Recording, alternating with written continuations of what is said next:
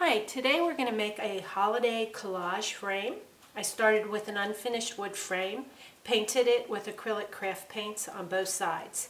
It's dry and ready to go. Now I'm going to take a sander and just to give it a little bit of distressed edge, I'm going to sand the edges. Okay, I've finished sanding all the edges, inside and outside. It has a nice finish, burnished edge to it. I've selected this paper that I'm going to use to cover the frame with. Okay, so what I'm going to do is I'm going to turn the frame upside down, center it on here nicely. Doesn't have to be perfect. And then I'm going to trace around it, inside and outside. I have the whole thing traced. I'm going to give myself a little bit of extra bleed around this part because I want some of the red to show through. So just lightly, I'm going to trace 1/8 of an inch from the inner edge here. Then I'm going to use a serrated scissors and cut through, lining up the edge with my paper. So I'll have about 1/4 of an inch all around. And when I'm finished with that, I'm going to use my plain scissors to cut out the center. Now you can see that I have the whole thing cut out, and it looks really nice because I've got extra red around here, and that was my intention. Okay, now what I'm going to do to add a little more decoration is I'm going to use some of my Stamp-A-Bee sentiment stamps. This is the one I've selected. I think it's Merry Christmas, I think is the name of it. I'm going to pick a couple of these to stamp on these blue sides right here, just to add a little more depth to the design. I'm going to cover this sheet, this color, the red, because I want a stamp to kind of go over the top of that. So.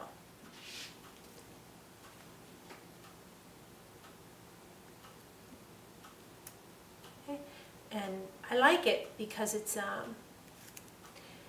put some down that aren't so dark. Okay. I'm intentionally going off the edge. Now this is the finished product. You notice some of the stamps don't show very much and others are darker. I kind of like that effect. Now in order to attach it to the frame, I've used some spray adhesive on the back, sprayed it really good, and now I'm just going to attach it just like this. Okay, now you see I had 1 layer, then 2, and then I added the stamps for the 3rd. Now for the 4th, what I'm going to do is add some of my To and From sticker sheets. These are self-adhesive. I'll cut some of these out, just like I've done here. I've used some that have names on, and some of them I cut out to look like little stamps. And I'm going to arrange those where I want to put them. So I've cut them out. Now I'm going to take the backs off,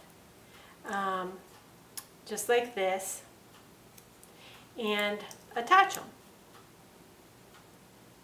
at different angles. And I've attached all the stickers, and you see how I have some overlapping the edge here? I'm just going to turn it over and cut off any excess that I had. I think it looks awesome now. We're ready to Mod Podge. I've taken a nice flat brush, and I'm just going to do the front first. Head in one direction. I'm probably only going to put about 1 coat on here. I just don't want to have any real big globs, but it dries really nice and flat. I'll do really just the front and the sides. As I began to blow dry the Mod Podge, I noticed that some of the pieces of paper began to buckle a little bit as I blew it dry, and I came up with a great idea to flatten it. I just took a roll of tape and just began to roll it on it after it was dry, and it smoothed it right out. It worked great. But I see, now that I've done that, I'm going to just put one more coat over it, just as a precaution and an extra protectant.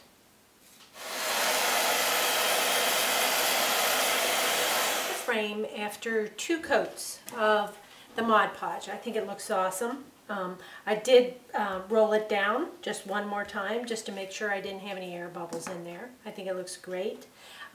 What's nice about this is you can either start with a fresh piece of paper. This is from my winter collection of papers.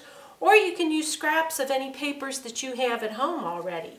It's a very inexpensive project. And the sticker sheet that I have from my collection of to and froms, you can use these, or you can use some that you already have at home. It's really inexpensive. It costs $1 at Michael's. So this is not an expensive project, and it's one where you can recycle materials that you already have.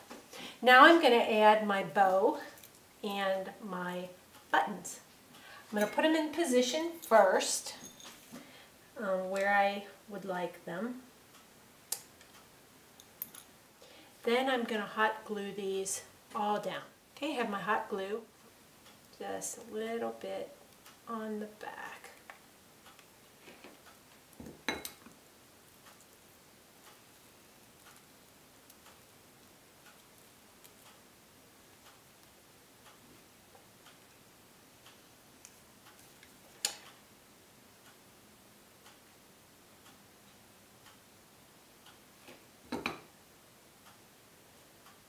Feel a little safer doing it that way.